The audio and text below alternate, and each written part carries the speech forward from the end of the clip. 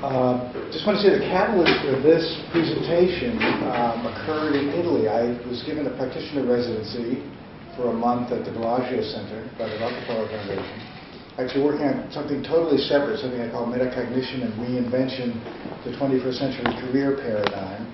That's a whole other conversation. But in hanging out with the residents and me proselytizing and evangelizing on social media, at one point they said, well, would you give us a pitch about what this is? Because many of them are scholars and academics, and they're like, how could we use this? You know, what is this? What is this stuff? So I put together a presentation and shared it with them. And talking to Jonathan Fanton, he was like, well, maybe we could do it down here. So that's why I'm here. I do work at IBM. I work in global financing. I've had many jobs. I've been there 14 years, working as a business strategy consultant and worked in the media production and lots of communications roles. And my current role is to, among other things, drive adoption and understanding of social media in global financing, which is challenging to say the least, but exciting. There's a lot of white space. To put it opportunistically, right? There's a lot of things to try. So I want to talk to you a little bit about socio-cultural perspective on these tools, a little context. And then I want to talk about 3 tools that I think you can use pretty quickly, blogging, Twitter, and LinkedIn, and talk about people who are using them and how they're using them. And then end with some sort of hands-on tactical advice about how you can leave this room and go start trying to use some of these tools, okay? So, 1950, if you look back, this might have been a perspective on where we are today. Can you read these? So some people tweet what they're eating for breakfast and upload pictures of their breakfast to Facebook. Other people look at the breakfast and make comments. Future man, sorry to burst your bubble, dudes, but you asked. Yes, that's the future. So this is might have been a perspective from 50 years ago. So fast forward, we're at 2012. The Queen of England has a Facebook page. Surprise, right? I'd just like to show the screen grab because I think it points out the degree to which these tools, writ large, have penetrated our culture on a global scale. I mean, the Queen has, 38,000 people like her, and she's posting information about what she's doing, and where she's going, and probably some policy is woven in here as well. So pretty interesting. Here, come on in, please sit. So the main premise of this is that communication is radically shifting, right? And some people would say we're getting back to earlier communications models like in ancient Rome when discourse was in real time. And the little invitation to the event today, I put in sort of a paraphrase quote from Hamlet's Blackbird. I don't know if any of you have read that book. But he cites, I think, Phaedrus. It's a piece by Plato, and he describes chasing Socrates around ancient Athens in the 5th century, writing down what he said, and Socrates railing against him. No, it's supposed to happen in real time. Discourse, you can't capture it. If you write it down, it'll kill it. It'll be dead. So with that in mind, here we are in the 21st century talking about communication models. So historically, up until very recently, content, quote unquote, was created by experts or professionals, right? So you're an author, you're a poet, you're a journalist, you're a photographer, you're a videographer, you're a composer. And people who had skills and training in those areas were the ones that created this content. But that paradigm has been totally tossed on its head. Nowadays, we're in the era of like citizen content creation. So nowadays, someone can write something and publish it. They can compose a little ditty and distribute it. They can take a picture and post it. With a single click, it's out in the world for everyone to see. So it's global sort of content creation and distribution. Very, very different model from what we've seen in the past. And I think very empowering for academics, for professors, for researchers. This is something that you can use these tools to share your experience. I love this picture. This is a phrase coined by a colleague of Clay Shirky. You know Clay Shirky, right? He's written some really interesting books on this topic. He's an internet professor at NYU. Books he used to teach at Hunter. Does it come down to you? Used to. Oh, used to, yeah. I actually interviewed for a job as a web producer with him in like 1996 or something, when I first got into this business. But it's, yeah, so that people formerly known as the audience are participating, back to what I was saying. So it's now, they're no longer just sitting passively consuming. I think of a good example is the Gray Lady, right? So the New York Times used to be a kind of, it was dropped on your doorstep or whatever, and you picked it up and you read it, and it was them bringing this stuff to you. Now, you can go online, look at Thomas Friedman's op-ed, weigh in. You know, I think you missed this, or here's a nuance you might have overlooked, and then look at what other people are commenting about, you know. Well, I disagree. I think your comment about his comment is not necessarily accurate based on this information or my experience or expertise. So, again, big changes. Another change that I think is beneficial to academics is this idea of who's trusted, who has reliability, who has credibility. So in a survey around sources of trust, certainly friends and families at the top, advertising, worth noting, is toward the bottom, right? But strangers with experience, this new phenomenon, like how many of you, before you take a vacation, you go on TripAdvisor, or right, you investigate a restaurant with Yelp, or you go to Travelocity to see what the reviews are of the hotel or whatever. Or you're going to buy a technical piece of equipment. You can buy the new iPhone, or should I get an Internet TV or a 3D TV? So it's these people that we don't know. We have no idea who they are, where they live, what they do for a living. But they have perspectives that we use to make decisions. Right? So we can gauge how they present themselves. But again, back to power to academics, you know, there may be a lot of people that don't know you know, your experience and expertise, but based on how you share it, they could find you and be part of your broader audience, right? So why social media? Just sort of 5 high-level bullets. So by the end of the day, I want you all to have accounts on each of these and report back to me. No, I mean, it's a deluge and evolving every day, needless to say. But so macro level kind of perspective is it's a chance to share expertise. It's a chance to find expertise. You know, people interested in stuff you're interested in are out there, probably tweeting or blogging or putting up groups on LinkedIn profiles. You can make connections. So building this global, borderless network, you know, is key. Allows you to collaborate. So maybe you tend to work, you know, in a siloed discipline or function or area or department or whatever. These tools can help you kind of broaden your perspective and your interaction. And then recommend. So if you want to suggest your own work might be viable, or a colleague's work that may be going unnoticed, or a student's work that's some brilliant student that's talking about some interesting new concepts, you could use these tools to share that. So tools. I want to talk quickly about tools and then we into the 3 sort of main ones that I think are the most valuable. Again, keep in mind this is in a changing landscape. It's evolving as we speak. The primary ones that I think people should focus on are blogging, which is like writing, right? Personal and professional, and can be a mix. I'll show you some examples of blogs that run the gamut. Twitter, which is this microblogging phenomena, which allows you to not only share your perspective, but link to and connect to other relevant and interesting information. And then LinkedIn, which is, I describe it later in the pitch as the pleated pants of social networks. But it's a place to establish sort of a professional CV, keep people updated on what you're doing, and also join groups. Very, very interesting. Talk about that a little later. Secondarily, there are these other tools. Flickr, which is fun. You can post images of, say, events or conferences you're at, or classwork, or student interaction, or whatever.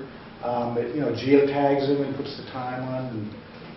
So that's very bad. Facebook, I think of Facebook, to be candid, as a more recreational kind of tool, which is very valuable. And that's not to say that it can't be used professionally. Roosevelt House has a Facebook page. John Mayer runs a human rights page connected with Roosevelt House. It's very valuable. I have a Facebook page. IBM has many, many Facebook pages. But I think of it more as something that the real functionality, the real value is around sort of personal interaction. And that's really videos. You get more and more comfortable creating video of your work. You can post it to either YouTube or Vimeo.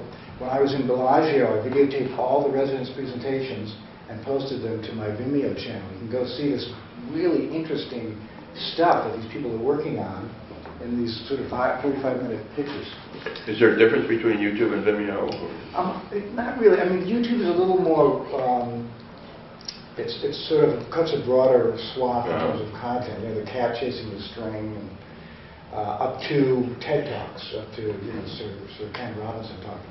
Vimeo is a little bit, I think it's a little bit more elegant, a little bit more steady, a little, you know, not quite as Wild West. But both are good, both work. And the worth noting is Google+. You familiar with Google+? So this is their social networking tool, and it's kind of falls between Twitter and Facebook. And it's definitely where the technorati and the digerati are migrating. A lot of really interesting people are holding conversation, posting sort of blog-related content and links to interesting content on Google+. Discrete entries posted in reverse chronological order, so the most recent content is first. Typically the work of one person, although there's some group blogs. I'll show you an example of that, where people collaborate, a coterie of people with similar interests will write and publish. Usually focus on a single topic, although some are broader than not.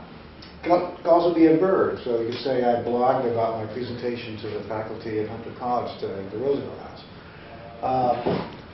Again, to blog or not to blog, that's the question. So William Shakespeare. Just want to digress for a moment about Hamlet's Blackbird. If you haven't read this book, I would encourage you to check it out. William Powers, he's a journalist for the Washington Post, and he wrote this book about sort of living comfortably in the digital age. You know, when do you put down your BlackBerry or turn off your iPhone or turn off the internet because you're not having like conversation with carbon-based life forms in real time, you know, sitting with your family or friends or whatever. But the conceit in the middle is around the 7 philosophers of screens. And Plato is the first example, but he talks about how communication has evolved over 2,000 years. He talks about Seneca, he talks about Gutenberg's impact, he talks about Ben Franklin, Henry David Thoreau, Marshall McLuhan. But it's interesting to see the similarities and the challenges around communicating and the technologies and how they've affected that progression. Here's one professor's opinion of the value of blogging. She's at Georgia Tech. I think this is key, again, to sort of the theme that really should run through this whole discussion today is, you know, taking hard-earned knowledge and expertise and sharing with broader circles than just journal reviews or conference attendance. And a lot of very valuable work that gets done, maybe in a cloistered kind of environment. Blogging allows you to share it. What could be more important than that out in the world? So benefits of blogging: facilitates interaction with peers and colleagues, allows you to take something maybe that isn't ready for peer review or to be published, and vet it. You know, get some people to weigh in. What do you think? Is this the right direction, or is this content going to be interesting, or you know, I'm struggling to make this make sense. You know, put it out there in a blog post. People could comment, weigh in, invite colleagues to take a look at it. Worth noting that journalists follow a lot of academic bloggers and tweeters and often pull quotes and information from their blogs. I mean, I've seen citations in the New York Times and other elite newspapers. Journalists use this as a source of information, source of expertise. Many authoritative authors and companies and agencies and organizations post blogs with content that could be used, say, in a classroom setting.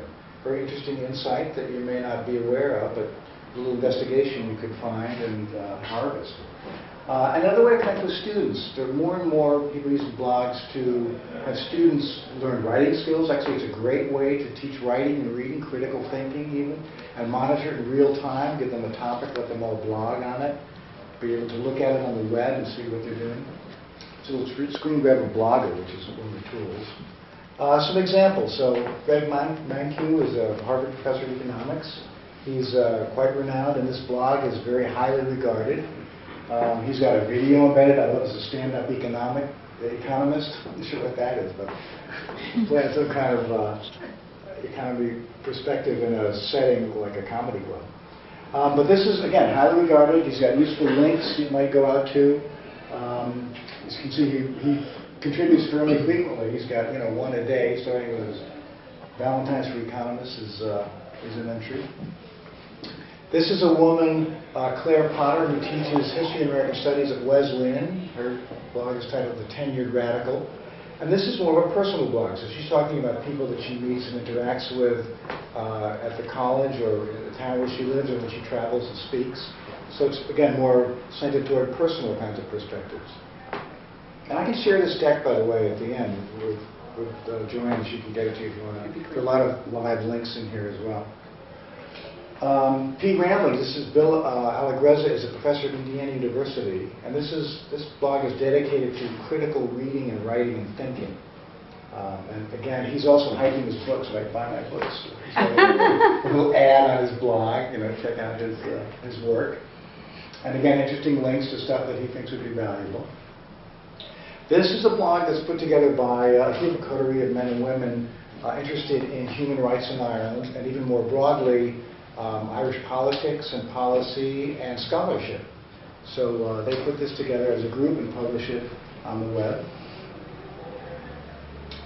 This gentleman is a professor of immunology and microbiology at the University of Melbourne in Australia, David Tribe. And he writes about, he's interested in technology and crops and farming and food. So that's what his main focus is. This is a blog, he's a blogger, it's called a magazine view. So it's easier to create than it looks, actually. You can kind of create the content and then make it do this. So those are some examples of some people in academia who are blogging and how they're using this tool.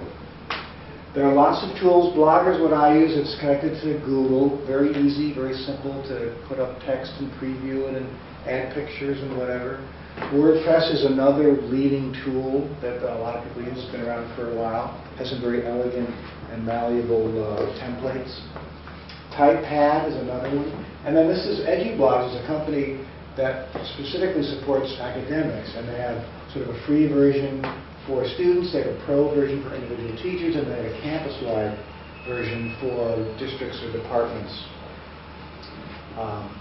You can see Stanford using it, or University of Copenhagen, so there are a lot of options for tools. And I would say don't get overwhelmed by the tools, sort of pick one that looks right and try it out and check it out. All right, so let's go on to Twitter. Oh yeah, let's make this interactive. Those things that you just showed us. If you use WordPress, your blog is on the WordPress site. Is that right? Well, it has a WordPress. Is that true of the others? Yeah, it has a WordPress address. It has a WordPress address, right? Yeah. What about those more public sites, Huffington or something like that? Can you blog on them? And if you blog on them, what can you use to make your... Well, you could comment on the Huffington Post, right? Yeah. You could weigh in and put comments on it. Yeah. But that's a standalone. They're using a standalone web server application. But isn't that also open linked? You can have your own page on Huffington Post and. Yeah, I guess you can. Yeah. That's fine. Was people invited? Or is that something that anyone? Did they invite them? Yeah, I'm not sure. I don't know. My impression is that you can, but I'm not sure. Yeah. If you're going to cover this later, just tell me to wait. Okay. My impression of blogs is some generate an audience and sustain themselves, and some are like someone makes 3 posts, no one reads it, and it dies, right? Yeah. And I've seen some friends of mine use Facebook to try to bring readers to their blog. But I'm wondering if you can offer any advice about how do successful academic bloggers sustain and generate and sustain an audience? Yeah. Well, I think there are various techniques, and you can certainly email people that you put a blog posting on. If you get people to follow you, there's a place where you can select to follow the blog, and then there'll be a prize when some new content together. You can tweet about it, just put a new entry in my blog. You can put it on your LinkedIn profile. Just an update on my blog, please take a look.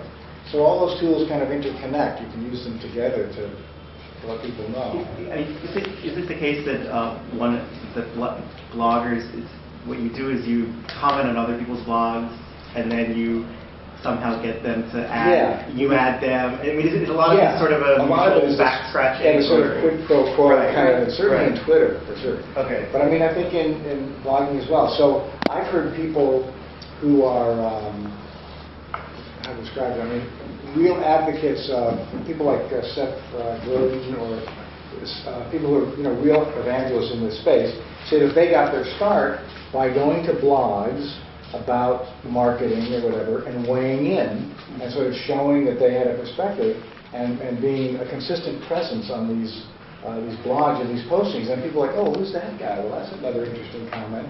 And then they would find him and follow his blog or follow him on Twitter. So sort of going to sites where maybe there's a blog about a topic that you're interested in or expert in and weighing in. You do that on LinkedIn as well.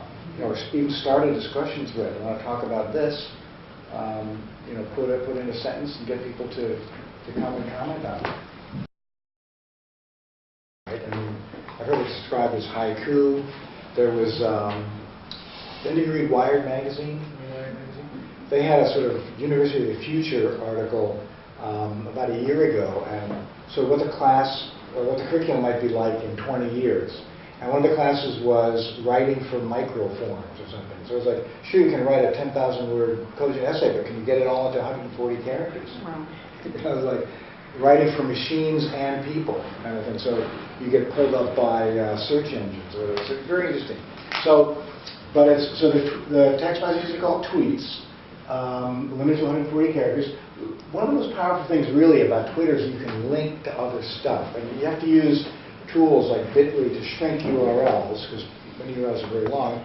So these tools, actually Bitly will track what URLs you've shrunk and the traffic on them, how many times they've been clicked on over a time period. So that's pretty powerful. That's free on the web.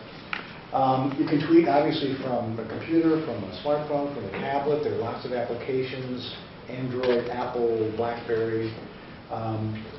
The idea is to follow people and organizations with specific interests. So I'm interested in education in Africa, so I have that as a couple of keywords on my Twitter feed, and it pulls up stuff related to that topic. You can set up any kind of parameters that you want, and Twitter will search and pull information based on that topic area. Thousands of academics and researchers are using it. I'll show you some examples in the next slide or so. And they have like 200 million other users. The discussion around mix between professional and personal is always an interesting one.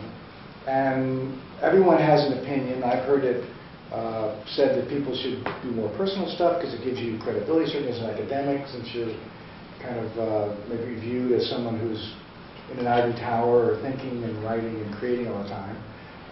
But there are guidelines in IBM as well that slant the other way, the extreme other direction. So my personal perspective is it should be about 70-30.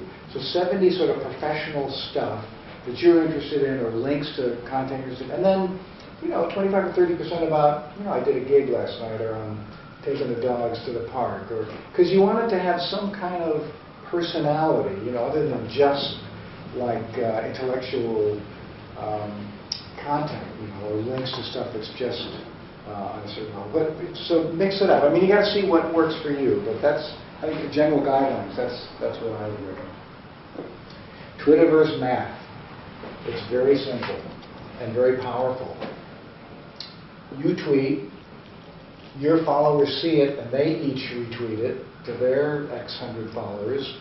Their followers see it, they retweet it out to their followers, and so on and so on. So some insight that you get and post as a Twitter feed could be seen by hundreds, if not thousands, if not 10,000s of people that might not have heard about your idea or be aware of you and your expertise before. Right? Yeah. So I have a Twitter account that I've never tweeted. You're not alone. I'm not even sure why I have one. But anyway, so when you say retweet, that's just like forwarding. That's not responding.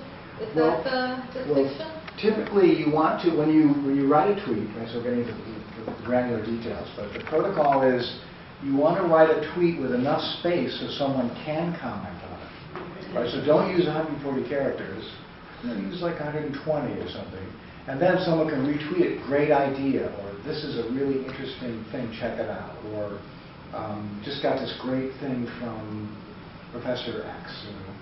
So that's something to keep in mind when you're tweeting. So the retweet goes into that, it doesn't start a new 140 character limit? No, it's part of the, so it'll say RT and then the content, And then if there's room, you put something in. Yeah, but if you used up all the characters, Yeah, use all characters. someone could retweet it, but they couldn't say They anything couldn't about say it? anything, yeah. Okay.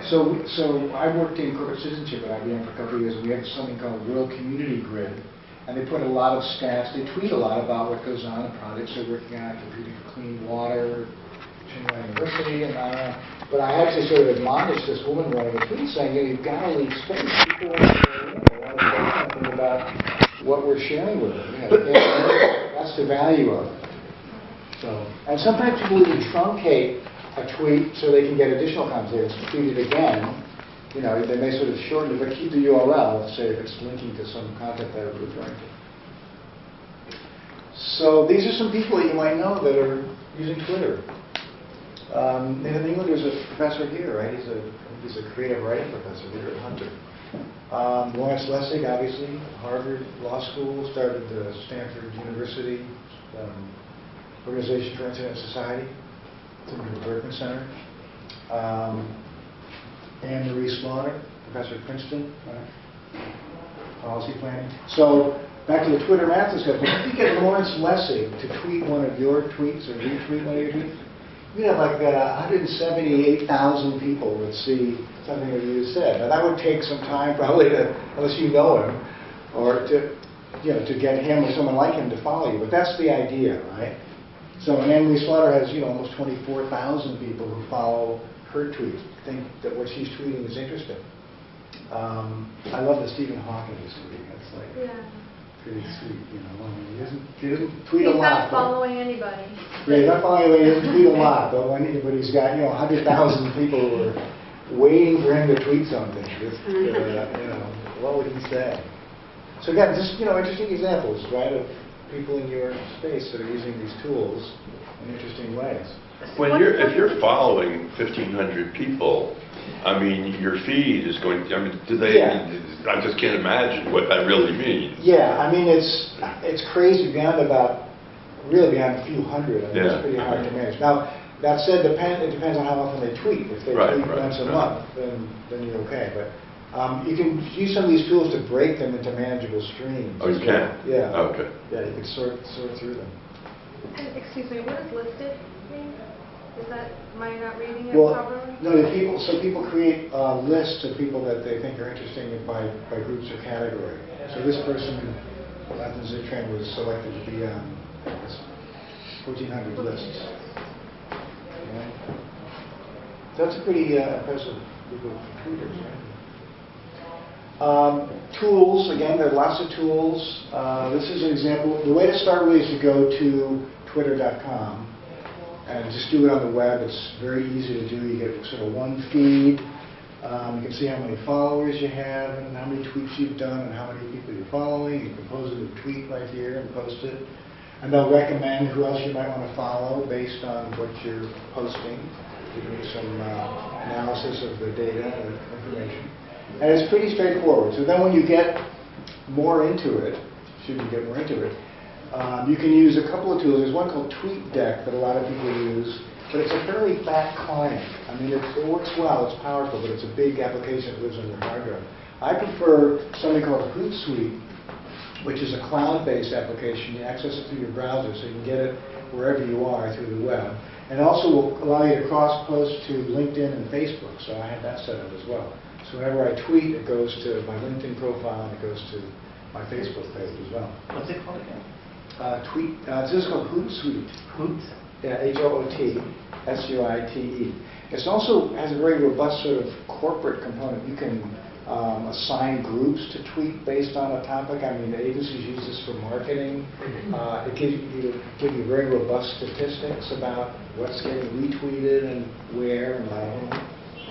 So I have this sort of my home feed. I have mentions where people sort of retweeted stuff that I've put out or mentioned me. So to get even more granular, so bear with me, this is too in the weeds, but there are Twitter newspapers that are created based on how often your tweet is viewed. And they get published on the web. And they're like sort of magazines on the web. They're based on topics of business, entertainment, technology, media, whatever. And this indicator here is one called Metanomics Daily. that's published by a woman, Jen Forager, in Washington, D.C. And when one of your stories or tweets gets selected for this online newspaper, they send you an email or a tweet saying that you got picked and you're one of the top stories today in the Metanomic Daily. Top stories today via Chris Bishop. So. And then I always go and see, what did they find interesting? Which of my tweets did they select to post? And it's based on views. So I reached for Jen one time and said, so how did I get in your newspaper? That's pretty cool. She's like, well, I had nothing to do with it. It's, this magazine is running the metrics in the background and picking which ones are the most clicked on or retweeted and putting it in here. So, and again, tools for computers. Certainly the web is the easiest way to do it, but you can do it. I do it on my iPhone. Hootsuite exists for iPhone, actually. You can get all this multiple functionality. And then African education, so this is another stream I'm following. Just random, I don't know who these people are, but they post interesting stuff about what's going on in Africa related to education. Is that based on a hashtag or what? Yeah. Uh-huh. Yeah, and it searches and pulls them up. So they have to use the phrase African education, have to have a hashtag. Well, so African even looking education. at words, so here's, it's just pulling up the, it doesn't have to be hashtag, right? No, it's just context. Just context, African words. And these are retweets. And then direct messages, so you can send someone a direct message if you don't want it out in the broader Twitter feed. Someone you're following is following you, you can say, send something directly to them. Can you explain the hashtag? Hashtag, yeah, sure. Yeah. So I think of the Jerry Seinfeld thing, when did tic-tac-toe become the star sign? So that's sort of the version of that is the hashtag. So it's the Pound? yeah, the pound sign. Pound sign. So yeah, exactly. So that is it's a coding thing, but it's used to identify content or events or material that's in the Twitterverse. So like so if I tweet events about IBM or about Hunter, I would say hashtag the # Hunter College, and then people could search. They could go to the search button where it is here and search for hashtag Hunter College, and would pull up all the tweets about Hunter College, the most recent ones first. And it's a great way to market too. So like when IBM does events, for example, we'll use a hashtag for like some conference they're running, no problem. Or some new product announcement. A lot of companies use it for that kind of thing as well. I was when I worked in corporate citizenship. I looked on Twitter. So what sort of abbreviation or hashtag do people use for discussions in this space? And actually CSR came up as the one, corporate social responsibility. So that's the hashtag that we put in most of the IBM tweets from corporate citizenship. So you can do a search and see, what comes up based on the topic area that you're interested in. Yeah. And a hashtag doesn't belong to any particular tweeter or group or anything like that. I mean, this group that I'm involved with is Occupy Wall Street NYC. And all of their messages have that as their hashtag. But I could also, if I wanted people who are interested in Occupy Wall Street, I could use that also. Yeah, absolutely. Yeah, right. For sure. Uh-huh. So you're doing this research. So I mean, a great source of information. I think you could search for tweets about, with that, people would use that hashtag. Right. Yeah. No, that's a great. But isn't it possible then that when you search for hashtags that there might be tweets that pertain to totally different things, like the CSI, could be people who watch that TV show? No, CSR. Oh, sorry. But anyway, like... Well, not really, because the What? hashtags are tied specifically to subjects or topics or disciplines or functional areas, Like you wouldn't, if I was tweeting, if someone was tweeting, they wouldn't put CSR in their tweet if it was about something not related to corporate responsibility, it was related to like making donuts. But it's anarchic, right? So it could be that someone else is using It could be, CSR. but it'd be stupid. Well, right now, a big one on the Wall Street is May Day. But if you look for May Day, you discover a lot of things that have to do with other things besides their May Day. Yeah. So people can be more specific like that too. You can also sort of make up hashtags that never will be reused, and I've seen people use them creatively, like I got to get a new job or something as a hashtag. It's like just their own personal venting, but they make up a hashtag just to sort of be entertaining. So that's Twitter. All right, so let's go to LinkedIn. As I said before, I consider this depleted pants of social networks. Just Yeah. for the things like the groups that you were talking about, where can you find out how to do them? Here are the things that are in your, the mentions and the African education or whatever. How can one make one's feeds go into different? Well, so you need a tool like Hootsuite or TweetDeck, right? And then you can add a stream, and then it'll ask you to define parameters, either hashtag or words or whatever. Right. And it's good to do a search first, as I said, to see what the sort of common nomenclature is around this topical area. I mean, I was going to try to use like corporate citizenship, but nobody really uses that. So it's like, well, let's defer to CS. I suppose it's shorter, but you got to find what the general populace is using. Okay. Yeah, this is a great tool. I really like it. Quick story, just to digress, but maybe context for academia. IBM has a young guy who works at an agency here in New York, at Euro RCG, and he's the social network manager for cloud.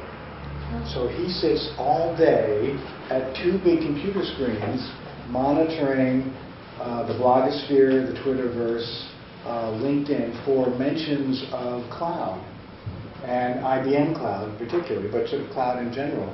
And he, like if someone puts up something, I don't really understand what cloud is, he can respond, he'll follow that person and respond. If someone says, I'm interested in seeing what cloud can do for my business, he'll respond and point them to a salesperson in IBM's cloud organization. If you see someone disgruntled about, I got this cloud thing, I can't get it to work, he'll pull that information out and connect with them. And he generates weekly reports about the traffic in this topic and what the trending is and what the general commentary is around cloud. And it's pretty wild. I mean, it's very granular use of these tools, by a Global 50 company to help drive and manage opinion in the marketplace. So that's how deep you can get into it. Right? All right, so any other Twitter questions? We can come back to it, but I want to just jump into LinkedIn. So this is my page. It's sort of a digital CV, right? You can keep it current all the time.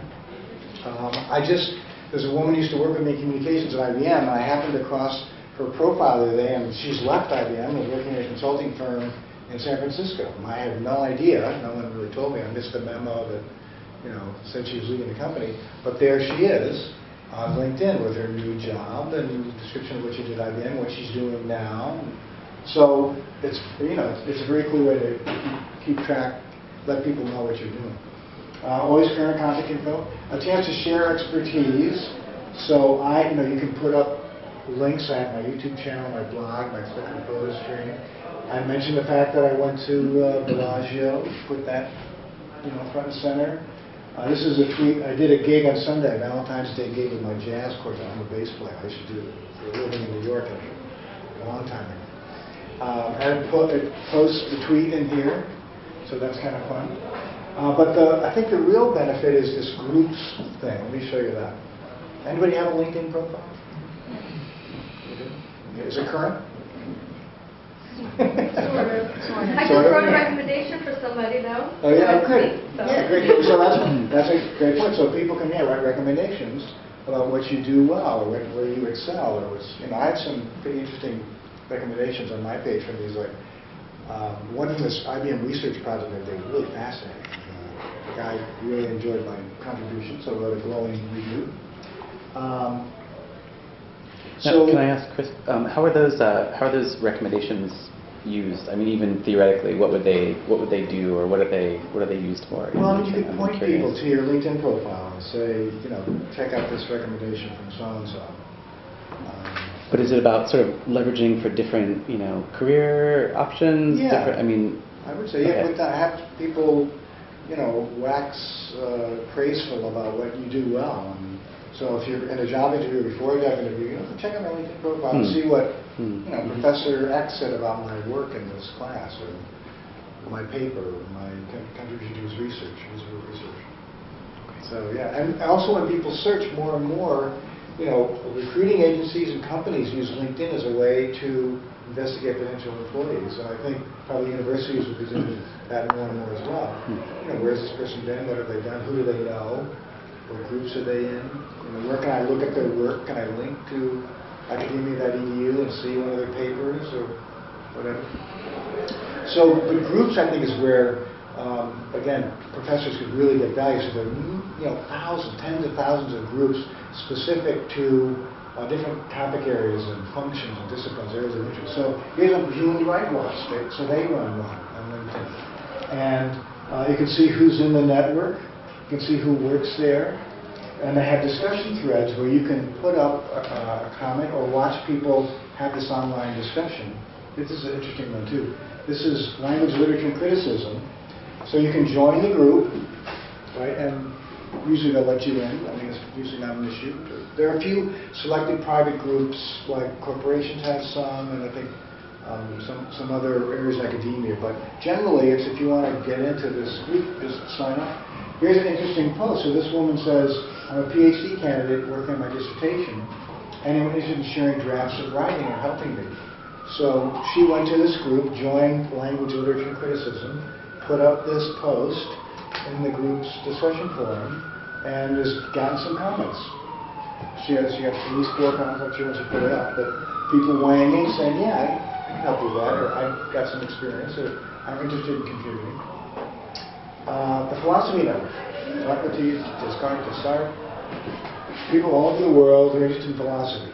So if you're interested in philosophy, you join this group, and I bet there's some really interesting conversations going on. People posting topics to discuss, or events they're going to, or something they've read recently, or people they've met and spoken to about work. Can all be unique. So you see the members of the group, join the group. So this, I think, has tremendous potential for academics to expand the network. So key points. Value allows you to expand your impact. I mean, one of my mantras in my metacognitions pitch is that everyone has a brand. You've got to have a brand now. Certainly today's learners, part of being successful is defining what your own brand is. And certainly you each have a brand. So it's a way to refine it, enhance it, spread it, share it, exploit it. Any communications you do, you should at least consider some kind of social media component.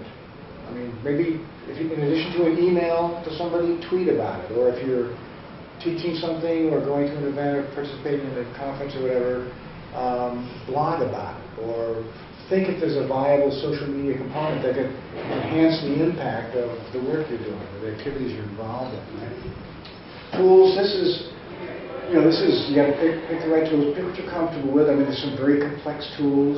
They're very easy tools. If you're not sure, ask a student, or better yet, find someone in high school and ask them what they recommend. I mean, they'll tell you. But they're the ones that they don't know it's supposed to be hard, that kind of thing. So you're going to have to get some new skills, but the encouraging part is it's an apprentice business. So track down people who know how to do it and tug on their coat sleeve. Can you show me how to do a tweet and put in a bit.ly URL, and we're all kind of at different stages of adoption and awareness. So just ask somebody. And be aware this is a changing landscape. We're in the nascent stages. This is kind of Cro-Magnon era stuff. So don't get frustrated. It's going to be like what kids are going to be doing in 30 years or whatever. This will look like child's play. Like, you mean you had only 140 characters and you could only link and you could only do it from a phone? You couldn't just think it and have it appear like on a screen in Times Square? I mean, it's going to be scary. Okay, so some next steps on the 3 tools that we talked about. First, in terms of blogging, I would try to find blogs that are interesting. Go out and do a search. And you can search on Google, actually. You can search blogs. They have that kind of, that granular search capability. Based on a topic you're interested in. See who's out there, who's doing something, who's writing about interesting stuff. And so take a look at it.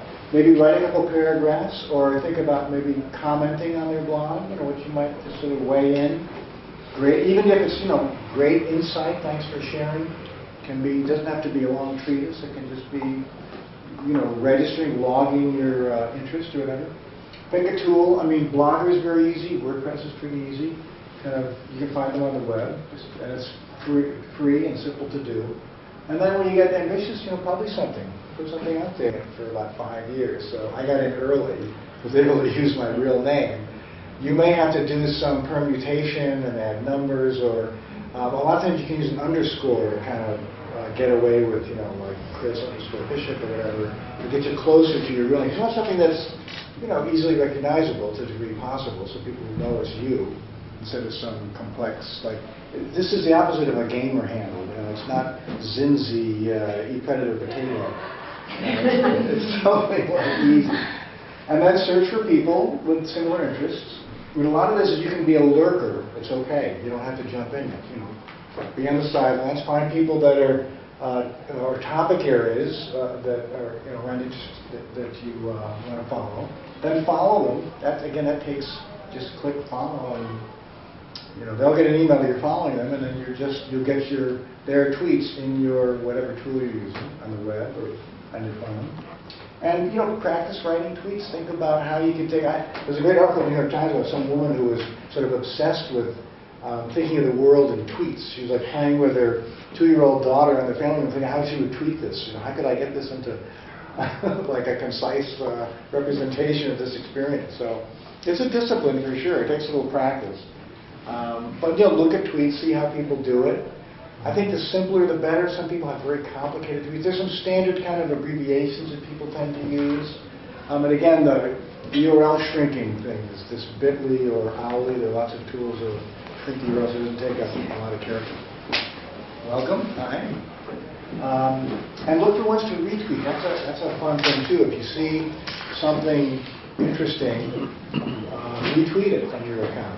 So people will be aware that you're interested in this topic as well. So that's Twitter. And follow me if you want to see what I'm talking about. And then LinkedIn, definitely set up a LinkedIn profile. I think, if anything, I find academics are not in this space as much because they think of it maybe as a way people look for jobs or looking to network into a company or whatever. But it's very valuable for keeping people aware of where you are and what you're doing. Rather than having to send you an email and say, you got a new job, whatever, I can go to your LinkedIn profile. Oh, there's his latest information, contact information, whatever. What about academia.edu? Is that a LinkedIn alternative? It's a great site, but it's a different model. It's for like posting more sort of formal papers, right, or documents. Actually, I'm a member, the people that I follow there who write about metacognition and topics I'm interested in. I haven't put anything there yet. I think maybe taking my Bellagio proposal and kind of re-swizzling it and dropping it out there to see what kind of response it gets. But it has a social network form where you have friends and people that you follow. Followers, okay. Yeah, people who see what are contributing. And then look for friends or colleagues. I mean, it's similar to the Facebook model in that, there are a lot of people who are now on these tools that you may not have spoken to in 2 or 3 or 5 or 10 years. And for me, on Facebook, most of them I didn't want to speak to. Otherwise, I would have been in touch with them. And the 20 years is fine. But there's, I think you'll find interesting people on LinkedIn, and then see who they're linked to, who they're connected to. And that's all public. Yeah, it's all public. Yeah. And don't be afraid to reach, stretch. Who did I connect with? The guy, Corian Draka, he was sort of the COO of Linden Labs, a company that developed Second Life, the virtual world environment.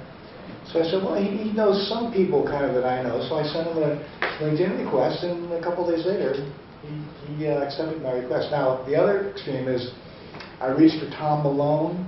He's an MIT professor who wrote a book called The Future of Work.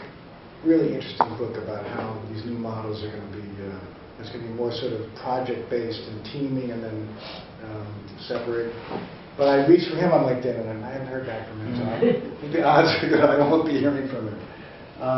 And then find groups to join and weigh in. Look for topic areas that are of interest. And again, you can lurk, kind of see what they're talking about. Follow threads. Actually, there's a TED LinkedIn group that has really interesting conversations going on. And if you feel like you want to weigh in, log in and say something. Or at least just follow it. It's interesting. So those are the 3 main tools. This is my contact information. I thought this was kind of a funny cartoon to end on. Google Plus is the next generation of social media. Reach me at Gmail. This is my blog. I haven't put it up recently, but there's some interesting stuff, I think, about when I was in Bellagio. This is my Twitter handle. That's my LinkedIn profile. So please feel free to connect in any and all ways. So any other questions or comments? Yeah. So what you said is that your sense is that academics are less represented in LinkedIn than maybe others. Have there been your reference earlier to the kinds of analysis that can be done as to who all are involved in these different social media? Do you have a sense of what's the typical profile of the LinkedIn folk? And the reason why I'm asking that is because in my experience in the academic world, there's just so much time that these participation in these, venues requires that ultimately gets me so far afield from what I'm supposed to be doing that I'm a little reluctant to get involved, not because I'm anti-technology or I don't think there's potential. Before I know it, I'm somewhere I never anticipated going, and the time has disappeared. And I don't know if folks in other professions that there's a closer connection to what they do in their profession and engagement. And that's No, it's a good comment. I think it's a new model. I think it requires some rethinking. In theory, it does take time. There's this great book, one of Clay Shirky's books, his second book is called Cognitive Surplus, and he talks about how people used to spend free time, say watching television or hanging out in the yard or whatever. But he says now, with this new model of two-way communication interaction, you have a lot of what he calls cognitive surplus. You have time and thought processes that you can put against these kinds of tools. I would say it does take time. Once you sort of get into the rhythm of it, though, it becomes more natural, I have to say. You sort of find the time to do it. Maybe you do something else less, and you make time to tweet about something, or just Twitter is fast, or work on a blog sort of in your spare time and finesse it over the course of a week and then post it. Or LinkedIn really takes just a few minutes. You can set up a profile, and then you can finesse it as you go. You could add links to other content or add other historical data around, say, where you've worked or what you've done or papers that have been published. But just to get it started, sort of get it underway. And it's kind of a different mindset of it. And I try to, like at work, I have a little post-it on my computer monitor, tweet. Like remind me, if I see something interesting. And you can, I was going to say too, you can, like from a lot of online magazines or news sites or whatever, you can tweet from there. Share, or there's a tweet button. Like I read the New York Times and there's some interesting article about technology, or I read MIT's Tech Review, and if there's something interesting about technology that I think my followers would find valuable, I click on the tweet button, it opens up the Twitter client, I can make a little comment and send it on. As an academic, I want to ask you an abstract question, and that is to say, you mentioned the fact these things are evolving, right? And they are not ideal for a variety of reasons. There was also the question of demographic densities. You tend to have certain group of people interested in certain kind of. Is your thinking about what is it we're going to end up to a place that more ideal way of doing this kind of communication? Is there something in people's mind? What would be something that we could get to a point that would be a real stage that could stabilize some of these developments?